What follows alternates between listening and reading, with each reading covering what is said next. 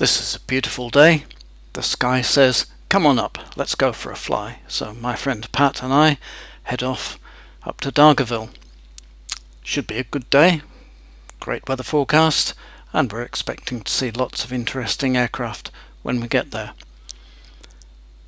We'll come back a different way to the way we go. On the way there, Pat, that's him there with me, wants to go see Auckland.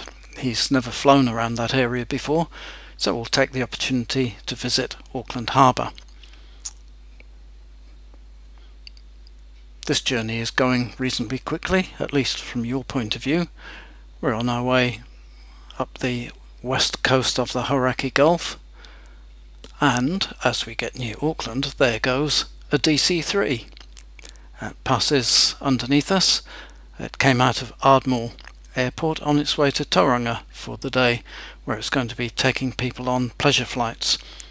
That's the second time in the last few weeks that I've been able to fly over the top of that aircraft. This is Auckland City, more or less straight ahead of us.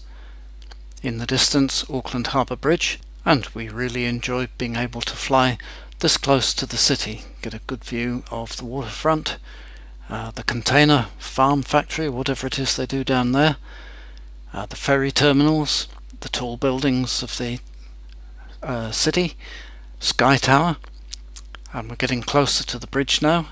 That's as far as we're going to go, so we turn around and head back out towards the sea. This lovely clear day gives us some great views. On our left is what's called North Head. Not surprisingly, it's on the north side of the harbour entrance. In front of us is Rangitoto Island, New Zealand's youngest island, formed by volcanic activity only a comparatively few hundred years ago. Pat, who was flying up to here, found the heavy-ish traffic and the radio calls a bit much, so I took over for a little while.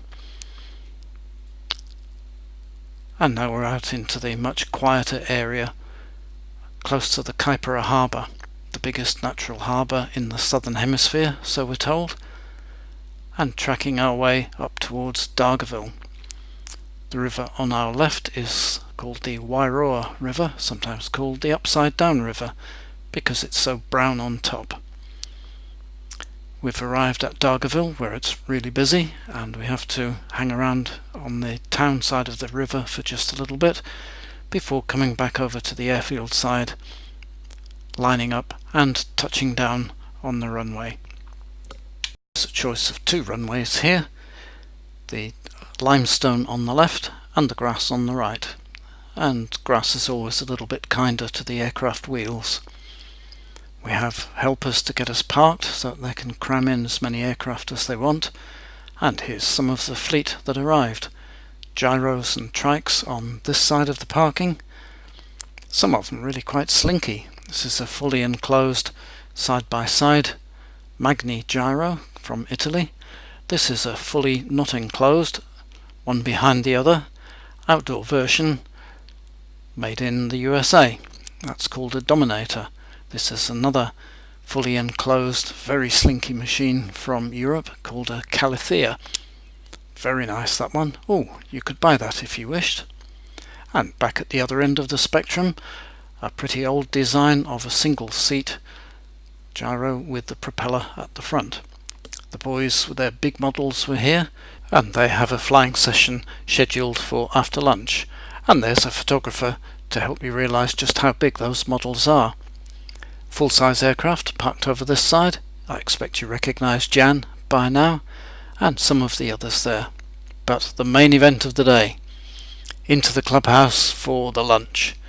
They do a wonderful lunch here every Saturday, a good selection of food, a lovely team who prepare it, good company, plenty of people to chat to, and all too soon it's time for us to be going. We really want to get away before the model flying starts, because in effect the airfield will be closed for an hour then, and we want to be home just that little bit quicker. So we follow this slinky white gyro down the runway. He wants to wait a bit, so we line up and take off using the grass same as when we approached.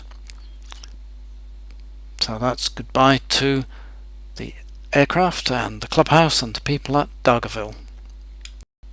At least for a short while. I'm sure I'll be back.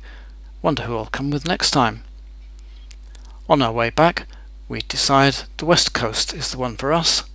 This is the Tasman Sea ahead of us, waves rolling in gently all along the beach, and it's quite a long flight down the coastline here. This is the mouth of the Kaipara Harbour, and the sea there looks pretty rough. Glad we're not in a boat just at this moment. Further along the coast there's a golf course at Muriwai, and that golf course is very handy for us as we navigate along the coast. From this point on it gets quite wild down here. This is Piha, well known in New Zealand because of a program on TV that shows the lifeguards carrying out many rescues on that beach, which can be quite dangerous. It was busy today, lots of Aucklanders out for the weekend. We're just passing Manukau Harbour on our left here that goes right up to Auckland, and we turn inland to pass the Glenbrook steel mill. Pat farmed just next to the steel mill for a while, but we're going back 30 years ago, so he knows this area quite well. Fast forward now, this is Waihi Gap, as we call it from the air, Karangahake Gorge if you're driving through underneath, and out to Waihi Beach. We descend over the ocean, and if you have keen eyesight and a good screen, you might in the distance see that DC-3 again, doing joyrides in this area. So we lose height, come down towards the airfield, and the camera battery goes flat. See you next time!